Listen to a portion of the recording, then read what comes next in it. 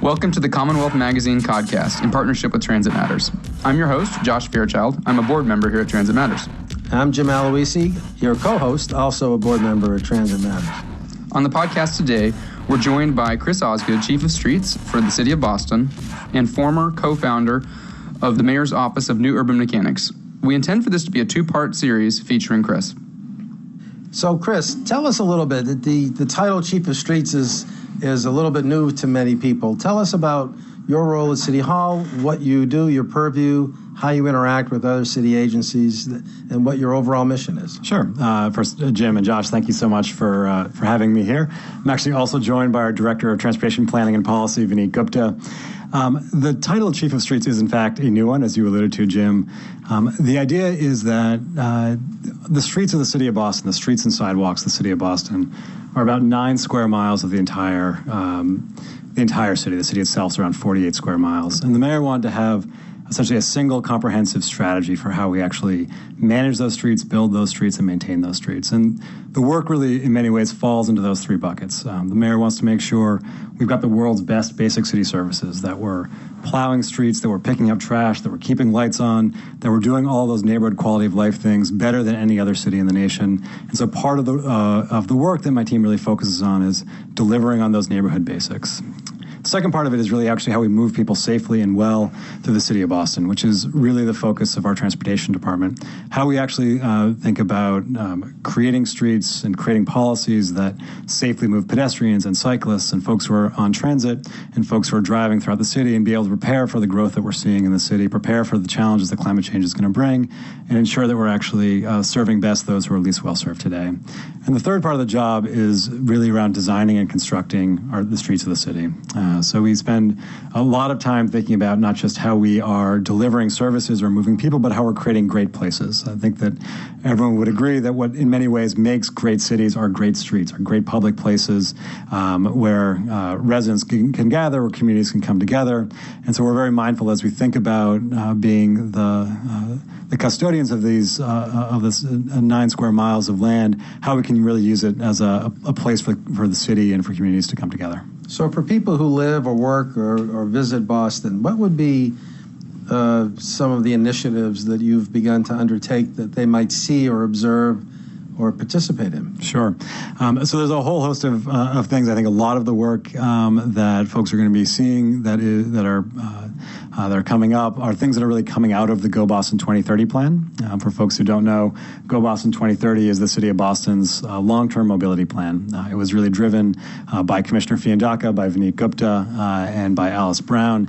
And we engaged thousands of residents in that process to lay out a set of policy and project priorities to guide the city over the next 15 years. It was very important to us and very important to the mayor that we don't simply spend 2 years planning, but that we actually start moving ahead with the ideas that our residents cared most about. So some of those things that we've started in on is our work to make our streets safer for everyone. So there's work that's happening in places like Codman Square, ground that's being broken in places like Stony Brook and the Talbot-Norfolk Triangle, in Jamaica Plain and Dorchester respectively over the next couple of months, work that's happened along Mass Ave, all to make our streets better places for folks who are walking, better places for folks who are cycling, and to calm speeds, reduce crashes, and ultimately save lives.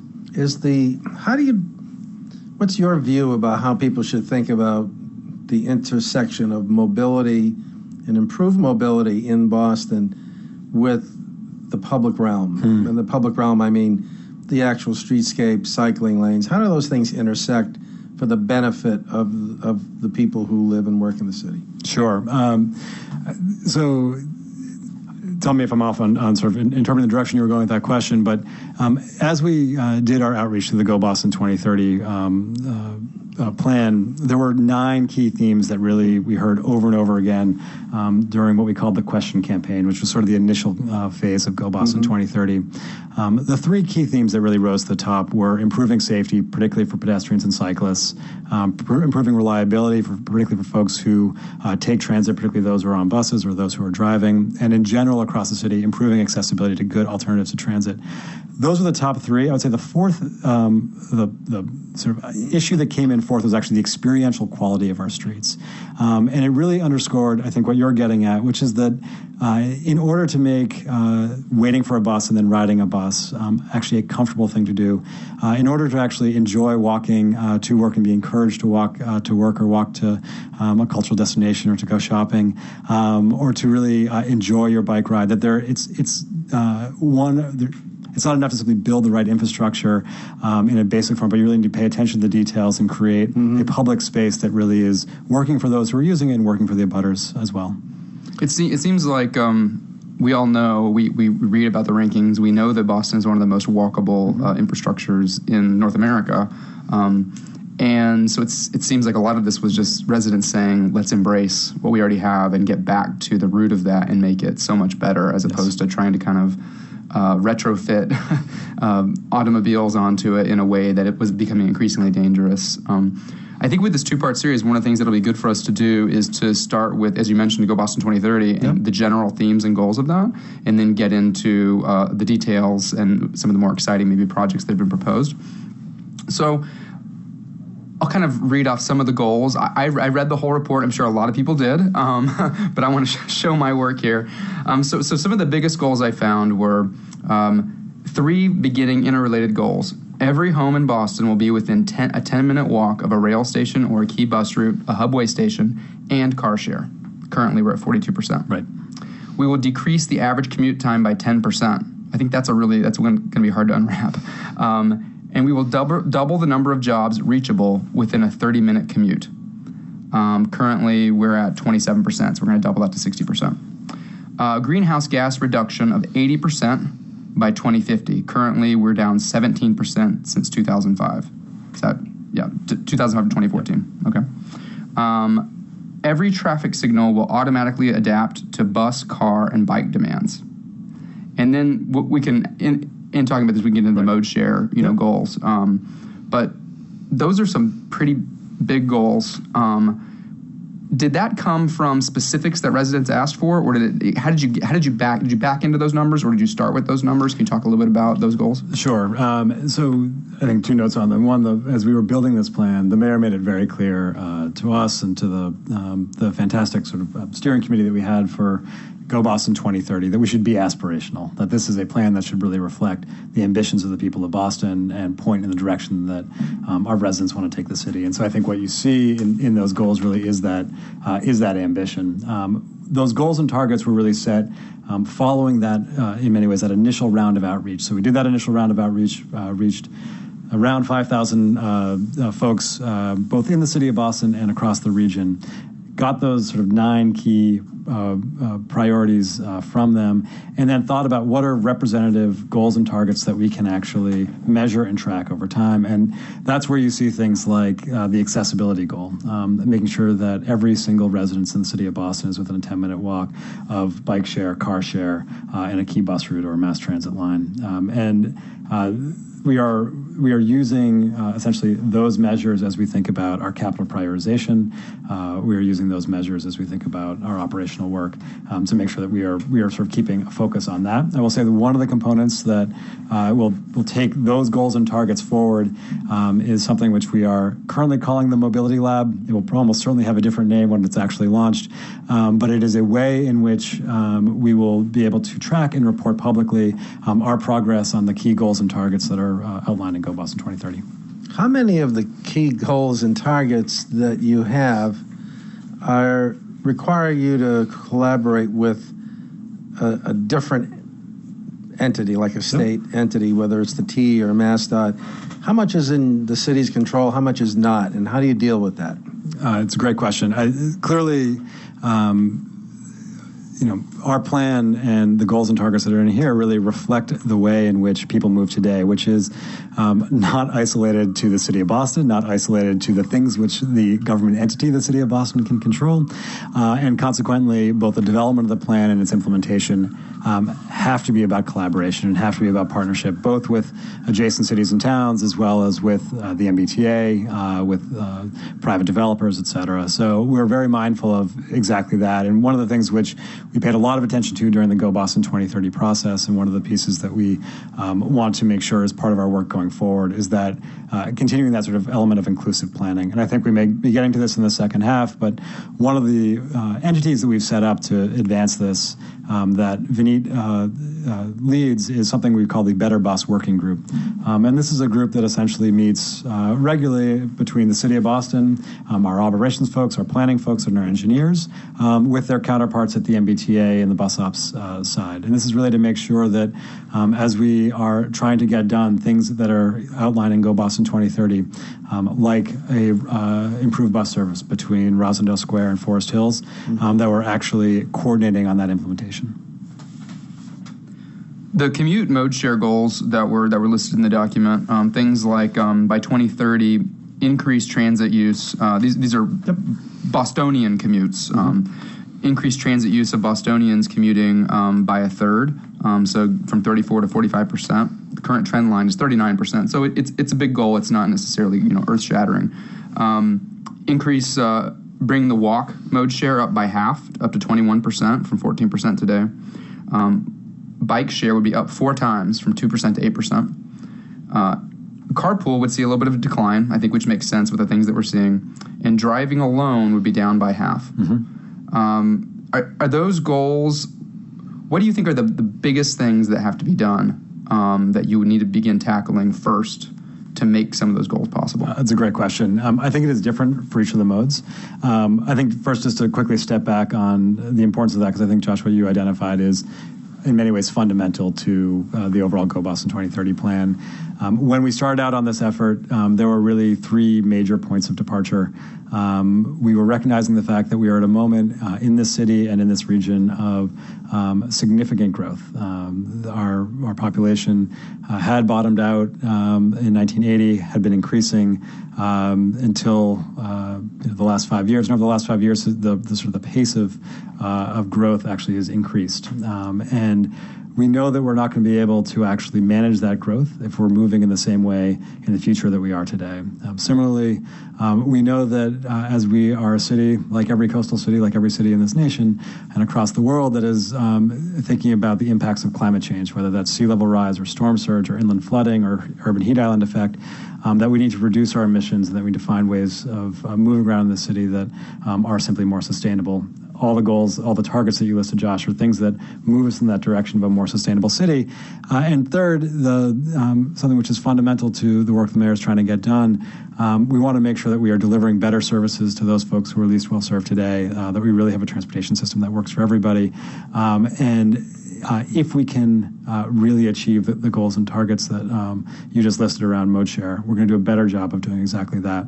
So to take each of those sort of 4 modes, in many ways, really the first 3, walking, biking, and transit. So the walking goal, currently we're at 14.5%, or were, I think, in the Go Boston 2030 plan, and the goal, again, is to increase that by 50%. We are fortunate to have the highest mode split of folks who walk to work, I think, of any major city in the nation. And that really is a credit to good planning and good urban growth, that we have co-located residents near employment centers and vice versa. So I think as we think about how we go from 14% to 22%, that has as much to do with the way we time our signals and the way we build our sidewalks and the way we install pedestrian ramps, all of which are really fundamental to the work that my team focuses on every single day. It is also about where we grow and where we think about how to, again, put housing near jobs. That second sort of category of cycling, so we're at around 2% today. I think in Go Boston 2030, it's around 1.9% is what we listed, and the goal is to quadruple that. What we see in some places in the city that have great bike infrastructure, think of places along the Southwest Corridor, for example, the current mode split is actually much closer to 8% than it is to 1.9%. And I think that underscores what folks already know, which is that the way in which you're going to get more folks to feel comfortable riding and want to ride is to be able to put in place a high-quality, low-stress commuter bike network in the city. So what's outlined in Go Boston 2030 are a whole set of priority bike infrastructure projects. I believe there are about 26 of them that can really help piece together, again, that high-quality commuter bike network, which we believe will then allow folks across our city and across the region to feel more comfortable, more empowered to bike to work or bike to whatever their trip may be. That third category around transit and being able to go from around 33% to around 44, 45%, in many ways is both making rail where we have rail work better, and where we don't have rail, make our buses work even better. And in the near term, the emphasis is really on that second piece, on a lot of the bus-related investments. So how we as the city who own the streets and the MBTA who owns the fleet can work together to think about signal timing or dedicated lanes or the location of bus stops or off-board fare collection, as AFC 2.0 will likely bring, how all of those things can actually make the reliability and quality of the bus experience greater and consequently encourage more people to be able to travel to and from by transit. I will say that it also, again, has a lot to do with transit-oriented development, how we plan, where we build in the city, as well as some of the big investments which the T is actually already well underway in doing, the improvement of signals along the Orange Line, improvement of signals along the Red Line, the upgrade of cars along both those lines, all of which will allow higher capacity and better headways. So when we talk about the number of people driving being cut in half, and people who know longtime Bostonians may doubt that will ever happen, although I guess if the population grows enough and you have enough people that are co-located to work, as you mentioned, then maybe we can back into that number and people don't necessarily have to have the car keys pulled out of their hands, But I do think a lot of this is going to have to come in. There's areas of Boston that are not ideally served right now by bus. I'm thinking of large areas of Dorchester, some parts of West Roxbury, Hyde Park, Mattapan, that have transit access. They have some hubs that are well served, and there's large areas within them, swaths that they have bus service, maybe comes every 30 minutes, every 45 minutes. Maybe on the weekend it's not even worth trying unless you don't have another option. So this is the area where it's going to take a lot of work with service planning with the T, and there's going to be a lot of push and pull, tug of war to try to make this really work for people, especially as there's going to be a lot of pressure for more development in those areas, even if they're not ideally suited for maximum development. But a little bit of densification perhaps will be the pressure. So how do you see that tug of war happening? I know Jim alluded to this a little bit earlier, but one of the reasons I ask this question is because I've often thought, Boston being such the greatest among equals in the region, kind of anything that it demands, it has the ability to sort of get transportation-wise. The problem is you got to put money where your mouth is, right? And I remember the first year after Mayor Walsh came into office, his first State of the City address, the word transportation was in the speech one time. And it was in reference to how bad the snow was the year before and people were having to dig out and things like that. So it was not a forward-looking transportation speech. There was nothing about, I'm going to do X, Y, and Z. Now, to be fair, Go Boston 2030 had just been kicked off. But I right then was sort of my starting point for what is going to happen here, because it seemed to me that there's a lot of incentive for a mayor not to speak up about transportation because it's not currently in his wheelhouse if the T runs it. So then if he speaks up, then he sort of owns it, right? How do you see that tug of war playing out and those incentives politically, the power dynamics that are there, and knowing all the work that just simply has to happen between the city and the T to meet these goals? There's a lot of different things in that question. It's a good question. I apologize for rambling. It's totally fine. No, you weren't at all. I guess a couple things. First, we're very mindful of exactly the geographies that you mentioned about places that really are more car dependent in the city right now, which is why within Go Boston, there's essentially a short list, roughly a dozen projects and policies that we've listed as sort of the first set of priorities. On those are two that are really reflective of exactly what you just said. One is a rapid bus service from Mattapan to the Longwood Medical Area, and the second is improvements along the Fairmount Line. Just to touch on those for a second, exactly as you were saying, and as actually you can see the chart in Go Boston 2030, if you look at the percent of people in our neighborhoods who have a commute to work that is over an hour. There is one neighborhood that stands out, unfortunately, far beyond every other neighborhood. So roughly 24% of the residents of Mattapan have a one-way commute that is over an hour. The next highest neighborhood is something around 15%. So as you think about folks who we need to really help so that we can shrink the distance between their home and their work, we really want to be able to improve service, particularly transit service, to and from Mattapan. And that would be both work along that rapid bus corridor from Mattapan to the LMA and work along the Fairmount line. Those things are obviously in the longer term. But I think to sort of a point you were alluding to, we aren't going to have only 20% of the people driving unless we provide positive alternatives that actually work for people. And so there is a huge amount that we are doing as a city to figure out how we lay the groundwork for that. A lot of our focus of late has been thinking about some near-term work along the Fairmount line, and it's with good reason that when the mayor launched Imagine Boston 2030, or released Imagine Boston 2030, which is the city's overall land use plan, we did it in Upham's Corner, and a large part of his speech was actually referring to, or was more than referring to, but was talking about the proximity of Upham's Corner to the Fairmount line stop and the importance of the Fairmount line as a existing piece of infrastructure that if it had a higher degree of frequency of service that could connect even more people in that corridor today to the opportunities throughout the region. Today, the City of Boston is obviously a significant participant in the funding of the MBTA. I believe our assessment is around $85 million, which is a little bit over half of all of the assessments that are paid by neighboring cities and towns. To put that $85 million in context, we are investing more in the MBTA. That's a larger percentage of our budget than actually our entire transportation budget. It's actually a larger percentage of our budget than our public works budget. It's a larger percentage of our budget than what we're going to invest on transportation capital projects. So there's a huge amount of financial investment that the City of Boston puts into T operations every single day.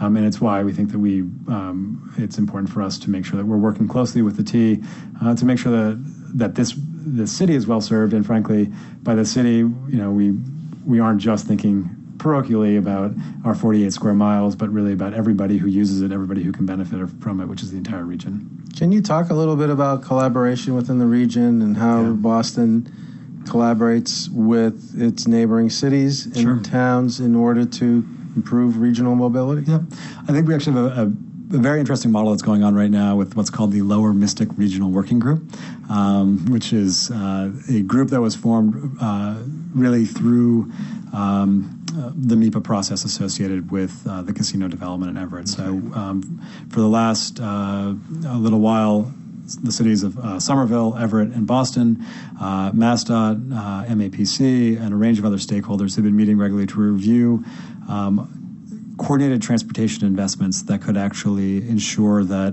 the growth we're expecting to see in Everett, the growth we're expecting to see in Sullivan Square, the growth we have seen and will see in Assembly Square, that all those things are actually well supported by the right transit investments, pedestrian and cycling investments that can really move people and, again, support that growth that's coming.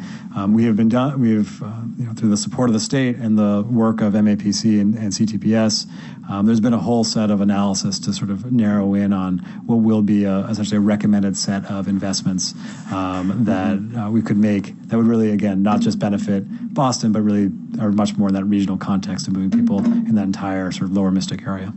Great. I think a really good segue from that, kind of a similar topic, the Lower Mystic, also joining with what you were mentioning, Chris, about the amount of money that is already spent by the City of Boston going to the MBTA for service.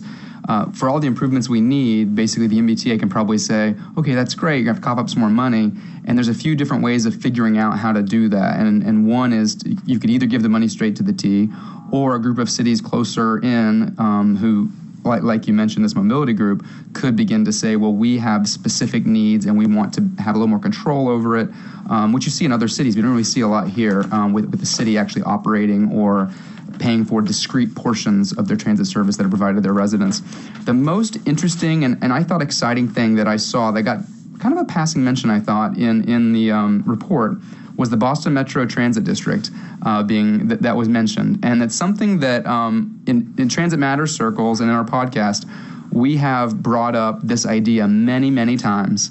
And so I was really excited when that it didn't leap off the page. I found it. Can you talk a little bit about, is there any idea of what that would be, any vision around that so far, other than just the words on the page? So in a moment, I will turn it over to Vineet, who's been giving more thought to that particular element than I think anyone else within the City of Boston team.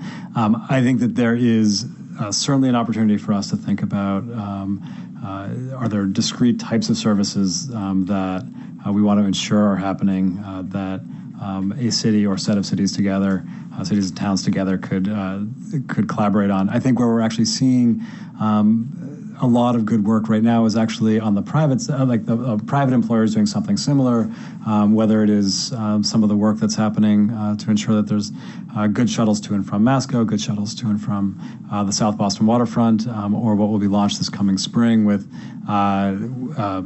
likely ferry service that is not just a private ferry, but also would have a public option that would go from North Station to the South Boston waterfront. I think, in many ways, all of those are sort of flavors of what you're referencing. But I'll turn it over to Vineet, who can talk a little bit more about the concept in general. Thank you, Chris.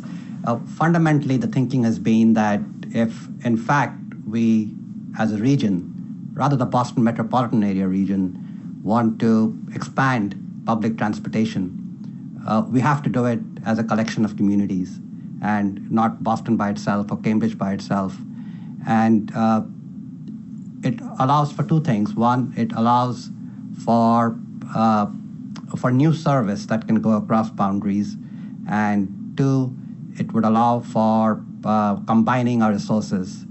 And if you look at other major cities in the country, many municipalities or city governments have started to provide discrete transit service for particular routes to complement what's provided by the transit agency of that city. And so that's a trend, and we did a meeting during Go Boston 2030 with the municipalities, with MAPC in the room, and we said, let's talk about this. So I guess that could be as simple as, similar to we know that Massport owns a certain number of the buses on the Silver Line. It could be as simple as something like adding buses that the cities choose to pay for themselves, or adding new bus lines, or I guess, the sky's the limit with transit service. But one similar perhaps point of departure or model is the regional bike share system. So the Hubway itself is a collaboration between the city of Boston, the city of Cambridge, the town of Brookline, and the city of Somerville, with some coordination help from MAPC. That system is stronger because it works across boundaries. It very clearly serves folks well because of it, and we're very excited to be expanding it over the course of this next year in the city of Boston by about 50%.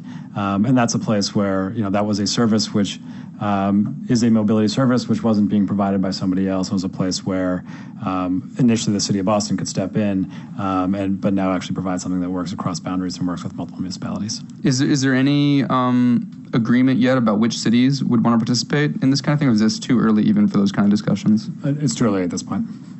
Well, I want to thank you for being here for this segment.